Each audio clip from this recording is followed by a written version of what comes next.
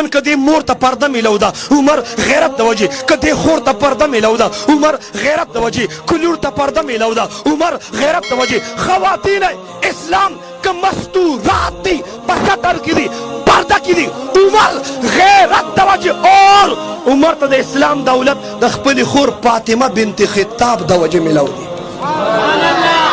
د قربانۍ شاته د مور لاس دی د عمر په اسلام راوړلو کې شاته د چا لاس دی د خور لاس دی فاطمه بنت خطاب د خور لاس تا په ځای مال کې د عمر د اسلام راوړلو واقع کتلې ده کنه ده کتلې د خور د وجې نه انقلاب راغی او هغه عمر چې خور کې جلالو او د قرآن اصل ادب دی مونږ علماء دیوبند کې ادب دی ډېر خلک خبرې کوي لیکن ادب میلو علماء دیوبند ته دی چاوی دلیل یې څه دی ما 400 ته راشه د علماء دیوبند د مدرسې نوم دارالادب دی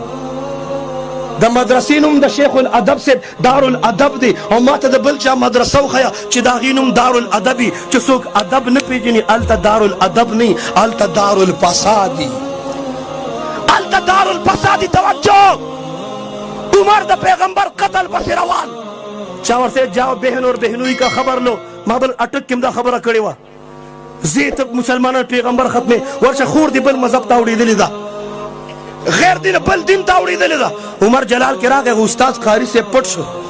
خور یې داسې وواله مخې پې تک سور که چې کله یې غوسه ټنډه شوه هغه صحیفه ورق هغه پیج هغه پاڼه بهر پاتې شوه خور ته وایي ته راکړه په دې پاڼه څه لیکلي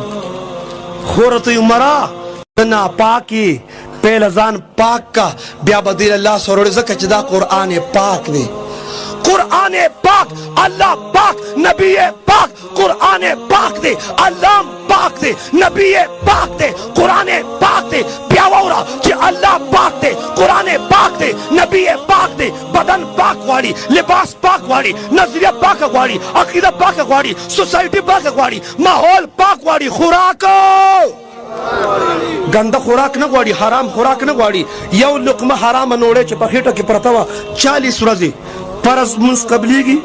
واجب قبلیږي درس او تدریس جهاد او تبلیغ قبلیږي حج او عمره قبلیږي ها د عبادت د قبولیت دار و مدار دا په اکل حلال سره دی پس سره دی حلال خوراک سره توجه عمر صاحب چې غسل وکړ ځان یې پاک او په پاکو لاس یې د قرآن هغه پیج پاڼ راواغسته چې د قرآن ادب یې وکړ الله ورته د ایمان دولت نصیب کړ خفه کېږئ مه خو دا خبره واخلې پخوا نه ترجمې وې نه درسونه و نو څوک به قرآن چاله ناظرم نه ورتله او پښتنو خو پښتنو کې د قرآن دومره ادب و قرآن له به 2 کپړې ورکول یو به د قرآن کمیس و بل به د قرآن غلاف و دا به کمال